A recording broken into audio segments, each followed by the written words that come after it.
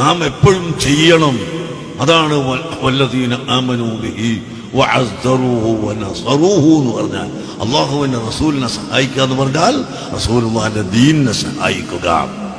ആ ദീനിന്റെ സഹായം, ഒന്നാമത്തെ സഹായം അറിവുണ്ടാക്കി കൊടുക്കലാണ്. അറിവുണ്ടായാൽ എല്ലാ കാര്യങ്ങളും നന്നായി തീരും. അതുകൊണ്ട് നമ്മൾ പ്രാക്ടിക്കലായി പ്രവർത്തിക്കുക. ലോകത്ത് എന്തൊക്കെയോ നടക്കുന്നുണ്ടാവും, ആളുകൾ എന്തെല്ലാമോ പറയുന്നവരുണ്ടാവും. അവരെ പറ്റി ഒന്ന് ചിന്തിക്കാനേ പോകണ്ട, അവരെ പറ്റി നമ്മൾ ശ്രദ്ധിക്കുകയേ വേണ്ട. അത് ശത്രുക്കളില്ലാത്ത ഒരു മനുഷ്യനും ലോകത്തിവിടെ വന്നിട്ടില്ല.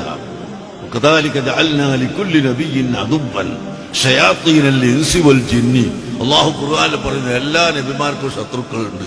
ഷയാത്തീനൽ ഇൻസി, മനുഷ്യ ശൈത്താനും ഒന്നാമതായിട്ട്, വൽ ജിന്നി രണ്ടാമതായി ജിന്നിന്റെ ശൈത്താനും. അങ്ങനെ ജിന്ന് വർഗത്തിൽപ്പെട്ട ശൈത്താനും ഇൻസ് വർഗത്തിൽപ്പെട്ട ശൈത്താനും രണ്ട് ആളുകളും എല്ലാ നബിമാർക്കും ശത്രുക്കളായിട്ടുണ്ട്. അള്ളാഹു അവരെ പറ്റി പറയുന്നത് എന്താ? അള്ളാഹു ഉദ്ദേശിച്ചെങ്കിൽ അവരെ ചെയ്യൂലായിരുന്നു. പക്ഷെ അള്ളാഹു അങ്ങനെയാണ് കണക്കാക്കിയത്. അതുകൊണ്ട് ഫദർഹും വമാ യഫ്തറൂൻ, അവര് നടക്കുന്ന വഴിക്ക് അവർ നടക്കട്ടെ, നിങ്ങൾ അവരെ അങ്ങോട്ട് വിട്ടേക്കൂ, നിങ്ങൾ ആ ഭാഗത്തേക്ക് നോക്കുക തന്നെ വേണ്ട, അവരെ അങ്ങോട്ട് വിട്ടേക്കൂന്നാ പരിശുദ്ധ ഖുർആൻ പറഞ്ഞത്. ഈ പറഞ്ഞ പദത്തിന്റെ ഖുർആനിന്റെ അർത്ഥമാണ് ഇമാം ശാഫിഈ റളിയല്ലാഹു അൻഹു പറഞ്ഞു, യുഖാതിബുനി സഫീഹു ബികുല്ലി ഖുബ്ഹിൻ വഅക്റഹു അൻ അകൂന ലഹു മുജീബാ. യസീദു സഫാഹതൻ വഅസീദു ഹിൽമൻ കഊദിൻ സാദഹുൽ ഇഹ്റാഖു തീബാ. ഇമാം ശാഫിഈ റളിയല്ലാഹു അൻഹു പറയുന്നു, എന്നെ എല്ലാ ചീത്തയും ഇങ്ങനെ പറയുന്നു. അതങ്ങനെ പറഞ്ഞോട്ടെ, ഞാനതിന് മറുപടി പറയാൻ പോകുന്നില്ല. എന്നിട്ടോ ശാഫിഈ ഇമാം പറയും, അത് പറയാത്തത് കൊണ്ട് എനിക്ക് സഹിഷ്ണുതയും ക്ഷമയും ഗുണവും ഇങ്ങനെ വർദ്ധിക്കുന്നു. അവൻ വിഡ്ഢിയായി ഇങ്ങനെ പോകുന്നു. ഏതുപോലെ ഊത് തീയിലിട്ട് ആ തീ കൊണ്ട് കരിക്കുന്നോറും നല്ല നല്ല മണം, ഇങ്ങനെ സുഗന്ധദ്രവ്യം വരുന്നു, അത് കരിച്ചു പോകുന്നു. അതുപോലെയാണ് നമുക്ക് ശത്രുക്കളെ പരിഗണിക്കാതെ പ്രവർത്തനം നന്നാക്കിയെടുക്കുക. അതാണ് വേണ്ടത്. ആരൊക്കെയോ വന്നിട്ട് ലോകത്തെ ഇങ്ങനെ പറഞ്ഞുകൊണ്ട് നടക്കും. അതിലൊക്കെ പിന്നാലെ നമ്മൾ പോയാൽ നമുക്കൊന്നും ചെയ്യാൻ സമയം ഉണ്ടാവില്ല.